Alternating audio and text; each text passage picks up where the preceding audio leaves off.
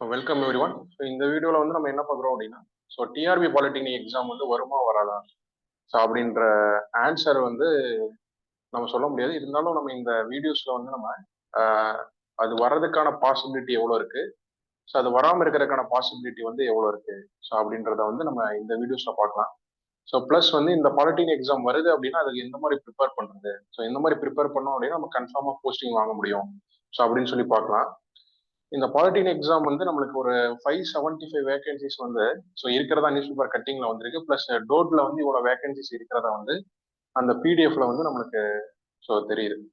அப்போ இந்த எக்ஸாம் நடக்குமா அப்படின்னு கேட்டீங்க அப்படின்னா, ஸோ 2021 வந்து நம்மளுக்கு என்ன 2021 ஆனுவல் பிளானர் வந்து விட்டுருந்தாங்க. ஸோ அதே மாதிரி 2023 ஆனுவல் பிளான்லையும் டிஆர்பி பாலிடெக்னிக் எக்ஸாம் வந்து இருந்துச்சு. பட் 2024 ஆனுவல் பிளான்ல வந்து டிஆர்பி பாலிடெக்னிக் எக்ஸாம் வந்து இல்லை. பட் இப்போ வந்து அது வரும் அப்படின்ற மாதிரி சொல்றேன். அப்ப இந்த வருமான்ற கொஸ்டினுக்கு பாத்தீங்க அப்படின்னா, நம்மளுடைய பாஸ்ட் ஹிஸ்டரியை வந்து டிஆர்பி நீங்க எடுத்து பாக்குறீங்க அப்படின்னு பாத்தீங்க அப்படின்னா, ஸோ அதுல இருந்து நம்ம ஒரு அனாலிசிஸ் வந்து பண்ண முடியும்.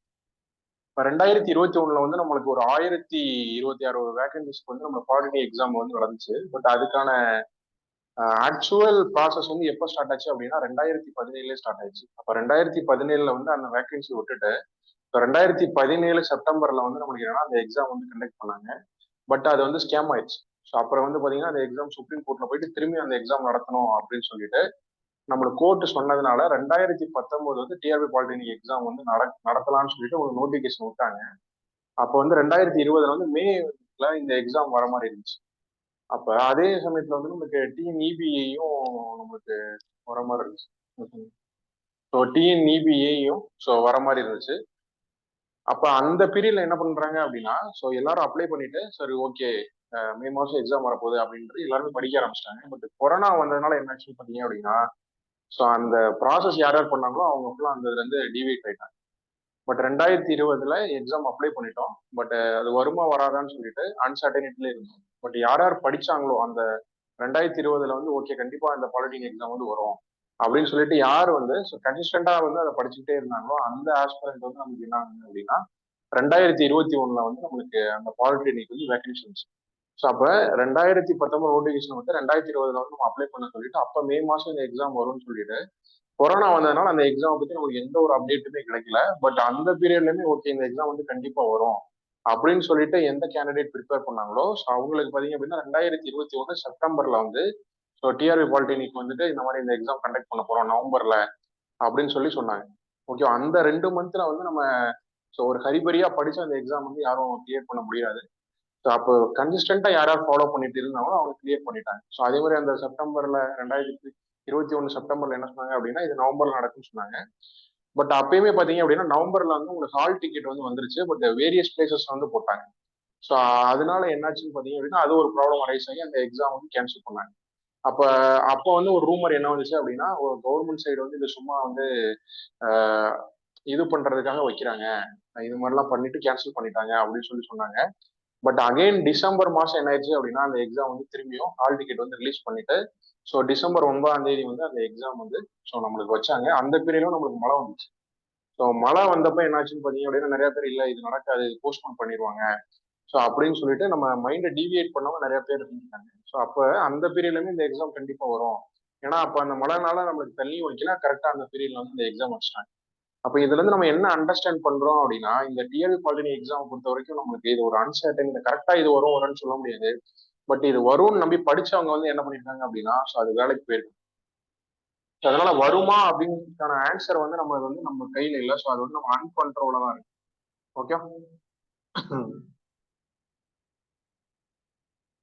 ஸோ இதுவும் நம்ம கண்ட்ரோல்ல கிடையாது. ஸோ இது வந்து நமக்கு அன்கண்ட்ரோல். ஸோ நீங்க வரும்னு நினைச்சு படிக்கிறீங்க அப்படின்னா அது கண்டிப்பா வரும். ஓகே. இந்த டிஆர்பி பாலிடெக்னிக் எக்ஸாம் வந்து வந்துருச்சு அப்படின்னா நம்மளுக்கு என்ன நடக்கும் அப்படின்னு பாத்தீங்க அப்படின்னா ஸோ சப்போஸ் ஒரு எக்ஸாம்பிள் சொல்றேன். இப்போ 2025 இந்த எக்ஸாம் வருதுன்னு வச்சுக்கோங்களேன். அப்போ நீங்க என்ன பண்ணுவீங்க அப்படின்னா எல்லாரும் எக்ஸாம் முன்னாடி வேரியஸ் மோட்ல ப்ரிப்பேர் பண்ணிருவீங்க. சில பேர் வந்து 1 இயர் ப்ரிப்பேர் பண்ணிருக்கலாம், சில பேர் 2 months 3 months இந்த மாதிரி ப்ரிப்பேர் பண்ணிருக்கீங்க.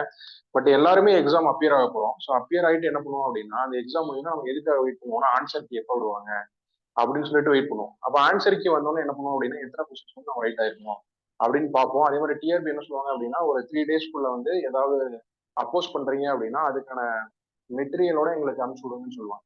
ஓகேவா? அப்போ நம்ம அனுப்பிச்சு விட்டுருவோம். ஸோ அப்போ வந்து நம்மளுக்கு என்னன்னா அந்த பீரியட்ல இருந்து நம்ம மைண்ட் வந்து ஆசிலேஷன் வந்து ஸ்டார்ட் ஆயிடும்.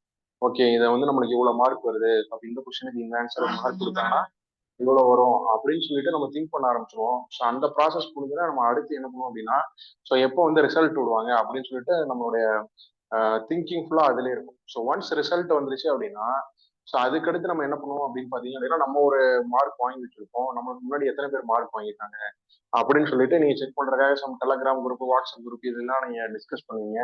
அதே திங்கிங்ல இருக்கும். ஸோ அதுக்கு பிறகு நம்ம சிவி அட்டன் பண்ணுவோம். சரி, செலக்ஷன் லிஸ்ட் விடுவாங்க. அந்த செலக்ஷன் லிஸ்ட்ல பாத்தீங்கன்னா ஆக்சுவலா நீங்க எத்தனாவது பொசிஷன்ல இருக்கீங்க, ஸோ எந்த டேன்ல வந்து வரீங்க அப்படின்றது தெரியும். அப்ப என்ன என்ன மோட்ல நம்மளுக்கு கூப்பிடுறாங்க, 1:2 இல்ல 1:2.5 அந்த மாதிரி ரேஷியோல பாத்தீங்க அப்படின்னா நீங்க என்ன எப்படி திங்க் பண்ணுவீங்க அப்படின்னா, ஓகே நம்ம இந்த பொசிஷன்ல இருக்கோம், அப்ப இவங்க எல்லாம் இந்த வேகன்சிஸ் போயிட்டாங்க அப்படின்னா நம்மளுக்கு வந்து இது கிடைக்குமா கிடைக்காதா அப்படின்ற ஒரு மூடுல வருவீங்க. அப்புறம் ஃபைனலா நம்மளுக்கு என்ன ஆகும்னு பாத்தீங்க அப்படின்னா, உங்களுக்கு ஸோ ப்ரொஃபஷனல் செலக்ஷன் லிஸ்ட் விடும் போது நம்ம செலக்ட் ஆயிட்டோம் அப்படின்னா அது வந்து நமக்கு ஸோ பெஸ்ட்டு. இல்லை நம்ம வந்து ஒரு 5 மார்க்ஸ்ல மிஸ் ஆகுறோம், ஸோ 1 மார்க்ஸ்ல மிஸ் ஆகுறோம் அப்படின்னா அந்த மொமெண்ட்டை திங்க் பண்ணி பாருங்க. அப்போ நம்ம மைண்ட் என்ன தோணும் அப்படின்னா, ஓகே இந்த 1 மார்க் நம்ம நல்லா படிச்சிருக்கலாமே அப்படின்னு சொல்லிட்டு நீங்க திங்க் பண்ண தோணும். அப்போ அதுக்கான ஆன்சர் என்னன்னு பார்த்தீங்க அப்படின்னா, அந்த ஃபைனல் மொமெண்ட்ல வந்து நம்ம திங்க் பண்ணியும் என்ன பண்ணலாம்னு பார்த்தீங்க அப்படின்னா, ஸோ நம்ம எதுவுமே சேஞ்ச் பண்ண முடியாது. ஸோ அப்போ அதுவும் நம்ம என்னன்னா, ஸோ நம்மளுடைய கையில் இல்லை. ஸோ அதுவும் அன்கண்ட்ரோல தான் இருக்கு. ஸோ பிஃபோர் எக்ஸாம் எப்போ நடக்கும் அப்படின்றது அன்கண்ட்ரோல் தான். ஆஃப்டர் எக்ஸாம் வந்து நமக்கு எதையுமே நீங்க மாற்ற முடியாது. பட் இப்போ உங்க கையில இருக்கிறது, உங்க கண்ட்ரோல்ல இருக்கிறது என்னன்னு பாத்தீங்க அப்படின்னா, ஸோ எக்ஸாம் வந்து நம்ம ப்ரிப்பேர் பண்றது ஸோ நம்ம கண்ட்ரோல்ல இருக்கு. ஸோ அதனால டிஆர்பி பாலிட்டி எக்ஸாம் வந்து வருமா வராதா அப்படின்றது ஆன்சர் வந்து ஸோ நீங்க தான் நான் சொன்ன இந்த previous history so plus pass இப்போ ஃபியூச்சர்ல என்ன நடக்கும் இதை வச்சு நீங்க ஒரு அனாலிசிஸ் வாங்க. இந்த எக்ஸாம் ப்ரிப்பேர் பண்ண ஸ்டார்ட் பண்ணலாம் இல்ல வேணாம் அப்படின்றத வந்து நீங்க திங்க் பண்ணுங்க. பட் இதுல இருந்து நம்ம என்ன கொண்டு வர முடியும் அப்படின்னா, உங்க கண்ட்ரோல்ல இருக்கக்கூடிய ஒரே ஒரு விஷயம் வந்து இந்த ப்ரிப்பரேஷன் பண்றது மட்டும்தான் உங்க கண்ட்ரோல். எவ்வளவு பெஸ்டா பண்றீங்களோ அந்த எக்ஸாம் முடிகிற வரைக்கும் தான் உங்க கண்ட்ரோல். இந்த 3 இயர்ஸ் எக்ஸாம் அதுக்கு முன்னாடி உள்ள ப்ரிப்பரேஷன் இதுதான் உங்க கண்ட்ரோல். பட் ப்ரீவியஸா நடக்குமான்றது உங்க கண்ட்ரோல் கிடையாது. ஸோ நடந்த பிறகு வந்து நீங்க எதையுமே மாற்ற முடியாது. அப்ப இந்த கண்ட்ரோல்ல உள்ள விஷயத்த வந்து நம்ம எப்படி ப்ரிப்பரேஷன் ஸ்டார்ட் பண்ணலாம் அப்படின்னு நீங்க பாத்தீங்க அப்படின்னா, சப்போஸ் நான் ஸ்டார்ட் பண்றேன் அப்படின்னு நீங்க ஒரு டிசிஷனுக்கு வரீங்க அப்படின்னா உங்களுக்கு 2 மோடில் வந்து நீங்க ஸ்டார்ட் பண்ணலாம். ஸோ பை செல்ஃப் ப்ரிப்பரேஷன்ல ஸ்டார்ட் பண்ணலாம். நீங்க எந்த மோடா இருந்தாலும் சரி 10 மந்த்ஸ் நீங்க ஹார்டா வந்து நம்ம படிச்சாதான் அந்த எக்ஸாம் வந்து ஸோ கிளியர் பண்ண முடியும். ஸோ செல்ஃப் ப்ரிப்பரேஷன் அப்படின்னா அதுக்கான செட் ஆஃப் ஸ்டாண்டர்ட் புக்ஸை ரெஃபர் பண்ணிட்டு அதுக்கு பிறகு நம்ம என்ன பண்ணோம் அப்படின்னா மெயின் நோட்ஸ் வந்து எழுதிட்டு அதுக்கு பிறகு நம்ம நம்ம ப்ராசஸ் வந்து அப்படி ஸ்டெப் பை ஸ்டெப்பா கொண்டு போகலாம். இல்ல சார் நான் வந்து கோச்சிங் சென்டர் போறேன், பெஸ்ட் கோச்சிங் சென்டர் போறேன் அப்படின்னா நீங்க கோச்சிங் சென்டரையும் இது ஃபர்ஸ்ட் ஒன் வந்து நம்ம செல்ஃப் ப்ரிப்பேர் பண்றது. ஸோ நெக்ஸ்ட் வந்து நம்ம கோச்சிங் சென்டர் வந்து போகிறோம். ஸோ அப்போ வந்து ஒன்ஸ் நம்ம நோட்டிஃபிகேஷன் வந்தோடனே நம்ம ப்ரிப்பரேஷன் ஸ்டார்ட் பண்றோம்ன்றது வந்து அது வந்து நம்மளுக்கு பாசிபிள் இல்லாத ஒரு விஷயம். இந்த பீரியடே நீங்க ஸ்டார்ட் பண்றீங்கன்னா 2025ல ஒரு டிசம்பர்ல வருது அப்படின்னா நம்மளுக்கு அரௌண்ட் 1 இயர். அந்த 1 இயர் வந்து நம்ம பெஸ்டா நம்ம ப்ரிப்பரேஷனை வந்து கொடுக்க முடியும். அப்ப இந்த கோச்சிங் சென்டர் போறீங்க அப்படின்னா ஸோ நீங்க இந்த கோச்சிங் சென்டர்ல ஜாயின் பண்ணுங்க அப்படின்னு நான் சொல்ல வரல. ஸோ நீங்க வந்து பெஸ்டா ஒரு கோச்சிங் சென்டர் வந்து நீங்க ஸோ ஜாயின் பண்ணுங்க. ஸோ அதுக்கு நீங்க எப்படி நான் பெஸ்ட் அப்படின்னு தெரிஞ்சுக்கிறதுக்கு நீங்க என்ன பண்ணலாம் அப்படின்னா, ஸோ அவங்களுடைய டெமோ கிளாஸஸ் வந்து நீங்க வாங்கி பார்க்கலாம். ஸோ இந்த மாதிரி ஒரு பர்டிகுலர் சப்ஜெக்ட் உங்களுக்கு இன்ட்ரெஸ்டான சப்ஜெக்ட்ல எனக்கு டெமோ கொடுங்க அப்படின்னு சொல்லி நீங்க வாங்கி ஃபுல்லா பாக்குறீங்க. அதாவது ஜஸ்ட் நம்ம ஒரு 2 மினிட்ஸ் 3 மினிட்ஸ்ல வந்து அதை கன்க்ளூஷன் வர முடியாது. ஸோ அது 1 ஹவர் 2 ஹவர் 3 ஹவர் நீங்க ஸ்பெண்ட் பண்ணி பாருங்க. ஏன்னா இந்த 1 இயர் ஜேர்னிக்கு வந்து இது செட் ஆகாம செட் ஆகாதா, இதுல இருந்து நம்ம லேர்ன் பண்ண முடியுமா, எந்த மாதிரி அவங்க கொண்டு போறாங்க அப்படின்றதையும் பாருங்க. இல்ல ஏதாவது நம்மளுக்கு ஆஃப்லைன் கிளாஸஸும் டெமோ கொடுக்குறாங்க அப்படின்னா ஸோ அதையும் நீங்க அட்டன் பண்ணி ஓகே இது நம்மளுக்கு சூட்டபிளா இருக்கும் அப்படின்றத வந்து நீங்க ஃபர்ஸ்ட் டிசைட் பண்ணிட்டு உங்க ப்ரிப்பரேஷன் வந்து ஸோ ஸ்டார்ட் பண்ணிருங்க. ஸோ வேற என்ன அப்படின்னா ஃபர்ஸ்ட் நம்மளுடைய இது வந்து ப்ரிப்பரேஷன் வந்து ஸ்டார்ட் பண்ணோம். ஸோ ப்ரிப்பரேஷன் நீங்க எந்த மூலம் ஸ்டார்ட் பண்ணாலும் சரி, இதுல நீங்க செல்ஃப் ப்ரிப்பேர் பண்றீங்க அப்படின்னா அதுக்கான best author of collection of books எடுத்து நீங்க ஸ்டார்ட் பண்ணோம். இல்ல சார் நான் கோச்சிங் சென்டர் போறேன் அப்படின்னா பெஸ்ட் கோச்சிங் சென்டரை செலக்ட் பண்ணுங்க. ஸோ நம்மளும் கோச்சிங் வந்து for triple E so mechanical and so இசிக்கு வந்து ஸோ திருச்சியில வந்து ஆஃப்லைன் கொடுத்துட்டு இருக்கோம். ஸோ ப்ளஸ் ஆன்லைன்ல வந்து நம்மளுக்கு ஓன் ஆப் இருக்கு, அது மூலியமா நம்ம கோச்சிங் வந்து ஸோ கொடுத்துட்டு இருக்கோம். அதே ப்ரொஜெக்ட் தான் எங்க இன்ஸ்டியூட்ல ஜாயின் பண்ணாலும் நீங்க டிசைட் பண்றீங்க அப்படின்னா ஸோ நம்மளுடைய டெமோ வீடியோஸ் பாருங்க, இல்ல ஆஃப்லைன் கிளாஸுக்கு வந்து நீங்க அட்டன் பண்ணுங்க.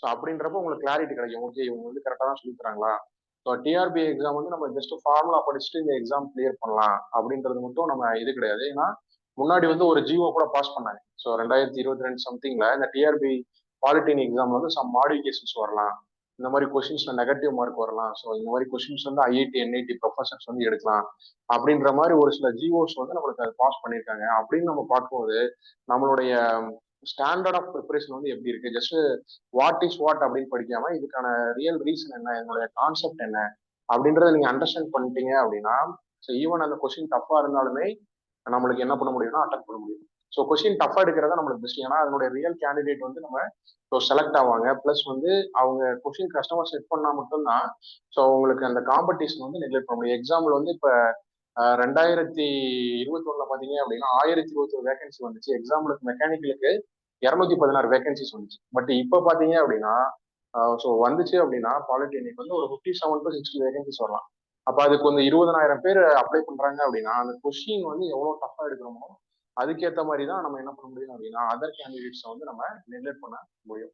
அதே மாதிரி லாஸ்ட் இதுல வந்து நம்ம என்ன பண்ணுவோம் அப்படின்னா அந்த 10 மார்க்ஸ் வந்து நம்மளுக்கு 190 மார்க்ஸ்க்கு வந்து எக்ஸாம் நடக்கும். அந்த 10 மார்க்ஸ் வந்து நம்மளுக்கு 5+2+3 வச்சிருந்தாங்க. ஓகேவா? பட் அதுல கூட அந்த 10 மார்க்ஸ் வந்து நமக்கு இருக்கலாமா அப்படின்ற ஒரு ப்ராசஸ் இருக்கு. பிளஸ் வந்து அந்த இன்னொரு 10 மார்க் வந்து ஜிஎஸ் கேட்பாங்க. ஸோ 180 வந்து உங்களுக்கு டெக்னிக்கல் ப்ளஸ் மேத்தமெட்டிக்ஸ் நடக்கும். அந்த 10 மார்க்ஸ் வந்து ஜிஎஸ் வந்து ஜிஎஸ்க்கு ஆப்டியூட் வைக்கலாமா அப்படின்ற மாதிரி இருக்கும். ஸோ அந்த 20 மார்க்ஸை விட்டுட்டீங்க அப்படின்னா ரிமைனிங் 180 மார்க்ஸ் வந்துட்டு நம்மளுக்கு டெக்னிக்கல்ல தான் கேட்க போறாங்க. அதை நீங்க பெஸ்டா ப்ரிப்பேர் பண்ணீங்க அப்படின்னா ஸோ அது ரொம்ப இதா இருக்கும். ஸோ இன்னொரு பாயிண்ட் நம்ம என்ன சொல்றோம் அப்படின்னா ஃபர்ஸ்ட் நீங்க ஒரு 10 மந்த்ஸ் ஆர் ஒரு 1 இயர்க்கு முன்னாடி ஸ்டார்ட் பண்றது வந்து ரொம்ப பெஸ்ட். அது நீங்க வந்து கோச்சிங் சென்டர்ல ஜாயின் பண்ணியும் ப்ரிப்பேர் பண்ணலாம், இல்ல செல்ஃபாவும் ப்ரிப்பேர் பண்ணலாம். ஸோ வேற என்ன பண்ணணும் சார், இந்த காம்படிட்டிவ் எக்ஸாமை நான் கண்டிப்பா கிளியர் பண்ணியே ஆகணும் அப்படின்னு சொன்னீங்க அப்படின்னா நல்லா அண்டர்ஸ்டாண்ட் பண்ணுங்க. இப்போ இந்த எக்ஸாம் ப்ரிப்பேர் பண்றாங்க அப்படின்னா 2021 இதே எக்ஸாம் எழுதிட்டு உங்களுக்கு 1 or 2 மார்க்ஸ்ல வந்து போயிட்டு இந்த எக்ஸாம் எப்போ வரும் அப்படின்னு சொல்லிட்டு வெயிட் பண்ணிட்டு இருப்பாங்க. So some of the candidates வந்து ஸோ கேட் எக்ஸாம் இந்த மாதிரி கொஞ்சம் டஃப்பான எக்ஸாம்லாம் எழுதி அதுலேயே நல்லா ஸ்கோர் வச்சிருப்பாங்க. அப்போ அந்த கேண்டிடேட்டும் என்ன பண்ணுவாங்க அப்படின்னா இதில் காம்படிட் பண்ணணும் அப்படின்னு நினைப்பாங்க. ஸோ அதனால அவங்க வரதுனால நம்ம ஜெயிக்க முடியாது அப்படின்னு நான் சொல்ல வரல. ஸோ நீங்க இப்போ உங்க ப்ரிப்பரேஷனை ஸ்டார்ட் பண்ணி ஸ்லோ அண்ட் ஸ்டெடியா கன்சிஸ்டண்டா கொண்டு போகும்போது நம்மளும் அந்த ரேஸ்ல வந்து ஃபார்வர்டா போய் அது நம்ம ஜெயிக்க முடியும் அப்படின்ற பாயிண்ட்டை வந்து நீங்க மைண்ட்ல வச்சு. ஸோ நெக்ஸ்ட் இந்த மாதிரி கோச்சிங் சென்டர் போறீங்க அப்படின்னா அவங்க நோட்ஸ் வந்து ப்ரொவைட் பண்ணுவாங்க. ஸோ எல்லாமே அவங்க கைட் பண்றாங்கன்னு வச்சுக்கோங்க. ஸோ செல்ஃப் ப்ரிப்பரேஷன்ல நீங்க 2 செல்ஃப் ப்ரிப்பரேஷன்லையும் நம்ம நோட்ஸ் எடுக்கிறோம். அப்ப இதுல இருந்து நீங்க என்ன பண்றீங்க அப்படின்னா ஸோ மெயின் நோட்ஸ் வந்து ஸோ நீங்க எடுத்துடுறீங்க. ஸோ இதுக்கடுத்து நம்ம செகண்டரி ப்ராசஸ் என்ன பண்ணுவோம் அப்படின்னா ஸோ ஷார்ட் நோட்ஸ் வந்து நம்ம ரொம்ப ரொம்ப இம்பார்ட்டன்ட். ஸோ ஷார்ட் நோட்ஸ் வந்து நான் ஏன் எடுக்கணும் அப்படின்ற கொஸ்டின் கேட்டீங்க அப்படின்னா ஸோ எக்ஸாம்பிள் வந்து நான் என்ன சொல்றேன் அப்படின்னா இப்போ தெர்மோடைனமிக்ஸ்க்கு நீங்க ஒரு மெயின் நோட்ஸ் எழுதுறீங்க அப்படின்னா இந்த ஹோல் நோட்ஸ் தெர்மோடைனமிக்ஸ் வருதுன்னு வச்சுக்கோங்க. அப்ப டிஆர்பி சிலபஸ்ல வந்து உங்களுக்கு 10 பார்ட் கொடுத்துருக்காங்க. அப்போ ஒரு 15 சப்ஜெக்ட் அப்படின்னா இதே மாதிரி ஒரு 20 நோட்ஸ் வந்து நோட்ஸ் மெயின் நோட்ஸ் எழுதுறீங்கன்னா ஒன்ஸ் நோட்டிபிகேஷன் வந்த பிறகு நம்ம அவ்வளவு நோட்ஸையும் ப்ரிப்பேர் பண்ண முடியுமா? ஸோ ஏன்னா அந்த பீரியட்ல வந்து நம்ம ப்ரிப்பேர் பண்றது மட்டும் நம்மளுடைய வேலை கிடையாது. ஸோ அந்த பீரியட்ல நம்ம நிறைய டெஸ்ட் ப்ராக்டிசஸ் வந்து நம்ம நிறைய பண்ணணும். அப்போ அந்த 2 to 3 months வந்து நம்ம டெஸ்ட் ப்ராக்டிஸ்க்கான டைம். இப்போ அதுக்கு முன்னாடி இந்த ஷார்ட் நோட்ஸை ப்ரிப்பேர் பண்ணியிருந்தோம் அப்படின்னா இந்த மெயின் நோட்ஸ்ல உள்ள விஷயத்த நீங்க என்ன பண்றீங்க அப்படின்னா டோட்டல் 20 நோட்ஸ்ல உள்ள விஷயத்த வந்து ஒரு 2 to 3 நோட்ல வந்து என்ன பண்றீங்கன்னா ஷார்ட் நோட்ஸ் எழுதி வச்சிட்டீங்க. அந்த ஷார்ட் நோட்ஸை நம்ம திரும்பி திரும்பி பார்க்கும்போது ஸோ அது வந்து உங்களுக்கு ரொம்ப யூஸ்ஃபுல்லா இருக்கும். அது ரொம்ப இம்பார்ட்டன்ட். ஸோ இன்னொரு ஸோ இது வந்து நம்ம பண்ணணும். ஸோ ப்ளஸ் வந்து நம்ம ரிவிஷன் வந்து பீரியாடிக்கா பண்ணணும். ஸோ ரிவிஷன் பண்றது உங்களுக்கு மெயின் நோட்ஸ் பண்ண முடியும் அப்படின்னா பண்ணுங்க. சப்போஸ் எக்ஸாம்பிளுக்கு வந்து நீங்க இந்த மந்த் ஒரு சப்ஜெக்ட் ஆரம்பிக்கிறீங்க அப்படின்னா நெக்ஸ்ட் மந்த் நீங்க என்ன பண்ணுவீங்க அப்படின்னா ஸோ வேற சப்ஜெக்ட் வந்து படிப்பீங்க. அப்ப இந்த சப்ஜெக்ட் உங்களுக்கு மறக்க ஆரம்பிச்சிடும். அப்ப நீங்க என்ன பண்ணலாம்னா இந்த சப்ஜெக்டுடைய மெயின் நோட்ஸ் எழுதும் போதே நம்ம சைட் பை சைடா ஸோ ஷார்ட் நோட்ஸும் நீங்க எழுதிக்கணும்.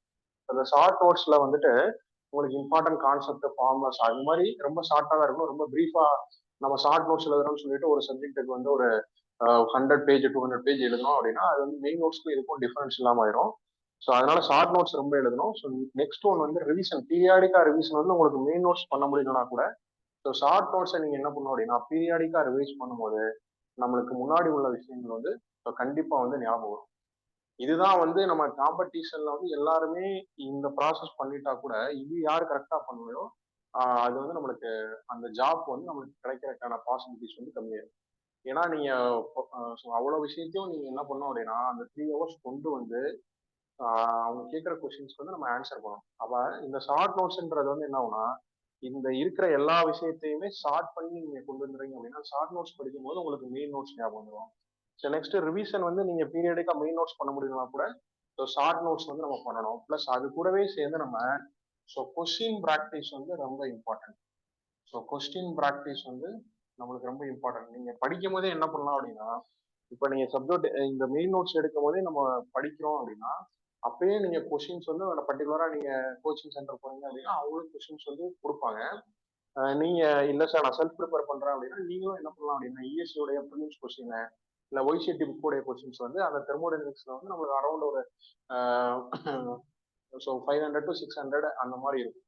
அந்த கொஸ்டின்ஸ்லாம் நம்ம சால்வ் பண்ணி பார்க்கும்போது நம்ம படிச்சதை அப்ளை பண்ணி பார்க்கணும். அப்ளை பண்ணி பார்க்கும்போது தான் நம்மளுக்கு என்ன தெரியும் பார்த்தீங்கன்னா என்ன கான்செப்ட்ஸில் மிஸ்டேக் பண்றோம், எங்க கால்குலேஷன் வந்து மிஸ் ஆகுது. ஸோ அவங்க வந்து நம்மளுக்கு ஒரு யூனிட்ல கேட்டிருப்பாங்க, நம்ம ஒரு யூனிட்ல கொடுத்துருப்போம். அக்யூரசி ஸ்பீடு எல்லாமே இம்ப்ரூவ் ஆகும். ஸோ அதனால நீங்க என்ன பண்றீங்க அப்படின்னா கொஸ்டின் ப்ராக்டிஸ் இந்த ரிவிஷன் பண்றோமோ இல்லையோ இந்த கொஸ்டின் ப்ராக்டிஸ் வந்து ரொம்ப இம்பார்ட்டண்டா நம்ம பண்ணணும். ஸோ டெய்லி வந்து நம்மளுக்கு ஒரு 20 கொஸ்டின்ஸ் கண்டிப்பா ஏதாவது ஒரு சப்ஜெக்ட்ல இருந்து நம்ம சால்வ் பண்ணிட்டே இருந்தோம் அப்படின்னா இப்போ நீங்க ஒரு நாளைக்கு 20 சால்வ் பண்றீங்கன்னு வச்சுக்கோங்களேன். ஸோ அப்போ 10 daysல வந்து நீங்க ஒரு 200 கொஸ்டின் பர் மந்த்துக்கு வந்து 600. அப்போ இந்த 1 year ஜேர்னில வந்து நீங்க எவ்வளவு கொஸ்டின் சால்வ் பண்ணிருக்கீங்கன்னு பாருங்க. அந்த கொஸ்டின் சால்வ் பண்ணும்போது என்ன ஆகும் தெரியுமா ஹோல் கான்செப்டுமே நம்மளுக்கு என்ன ஆயிரும் பார்த்தீங்க அப்படின்னா ஸோ இதாயிரும். ஸோ நெக்ஸ்ட் இது இல்லாம நம்ம என்ன பண்ணணும்னா நோட்டிபிகேஷன் வந்தோடனே ஸோ நீங்க வந்து அந்த டெலகிராம் குரூப் இந்த டெலகிராம் குரூப் இதெல்லாம் ஜாயின் பண்ணி ஸோ அது நீங்க உங்களை நீங்களே டிமோட்டிவேட் ஆகாம ஸோ உங்களுடைய பாத்துல நீங்க பெருசா போயிட்டே இருங்க. அந்த நோட்டிபிகேஷன் வந்த பிறகு இந்த ஷார்ட் நோட்ஸ் மெயினாக வச்சுட்டு ஸோ அதுக்கு பிறகு நம்ம இஎஸ்சி கொஸ்டின் கேட் கொஸ்டின்ஸ் இந்த மாதிரி செட் ஆஃப் கொஸ்டின்ஸ்லாம் நம்ம அகைன் அண்ட் அகைன் வந்து நம்ம ப்ராக்டிஸ் பண்ணும்போது ஸோ இந்த ஜாபுக்கு வந்து ஈஸியாக வந்து நம்ம போக முடியும். ப்ளஸ் வந்து இந்த ப்ரிப்பரேஷன் பண்றதுனால டிஆர்பி வரல அப்படின்னா என்ன பண்றது அப்படின்னு கேட்டீங்க அப்படின்னா ஸோ கண்டிப்பா நம்மளுக்கு எலெக்ஷன்ஸ் வர்றதுனால அதுக்கு முன்னாடி வந்து ஒரு வேகன்சிஸ் வந்து கண்டிப்பா வரும். ஸோ டிஎன்இபி வரலாம், இல்லை வந்து நம்மளுக்கு டிஎன்பிசிஐல கூட வேகன்சி சொல்லியிருக்காங்க. ஸோ அதுவும் வரும்போது இப்போ இந்த பார்ட்டோட அதுல வந்து எக்ஸ்ட்ரா ஜிஎஸ் மட்டும் படிக்கணும். ஸோ ஜிஎஸ் ஆப்டிடியூட் படிக்கும்போது தமிழ் எலிஜிபிலிட்டி ஜஸ்ட் பாஸ் ஆனா போதும். அது நம்ம படிக்கும்போது அந்த ஜாப்க்கும் போறதுக்கும் ஸோ நம்மளுக்கு இது இருக்கு. அதனால நான் என்ன சொல்றேன் அப்படின்னா உங்களுக்கு இந்த ப்ராசஸை வந்து நீங்க இப்போ ஸ்டார்ட் பண்றது வந்து பெஸ்ட். ஏன்னா ஒன்ஸ் வந்து பாலிடெக்னிக் எக்ஸாம் வந்துருச்சு அப்படின்னா அந்த ஃபீல்டில் படிக்க முடியாது. அப்போ நம்ம ஏன் படிக்கல அப்படின்ற வருத்தமும் படக்கூடாது. ஒன்ஸ் வந்து எக்ஸாம் எழுதி முடிச்ச பிறகு நம்மளுக்கு நல்லா ப்ரிப்பேர் பண்ணி 1 or 2 மார்க்ல போகுது அப்படின்னா கூட இன்னும் கொஞ்சம் பெஸ்டா பண்ணிருக்கலாமே அப்படின்ற திங்கிங்கும் வரக்கூடாது. இந்த 2 திங்கிங் அரெஸ்ட் பண்ணோம் அப்படின்னா உங்களுடைய ப்ரிப்பரேஷன் வந்து பெஸ்டா கொடுங்க. ஸோ ரிமைனிங் ரிசல்ட் வந்துட்டு ஸோ அது கண்டிப்பா நல்லதாக இருக்கும். So thank you very much.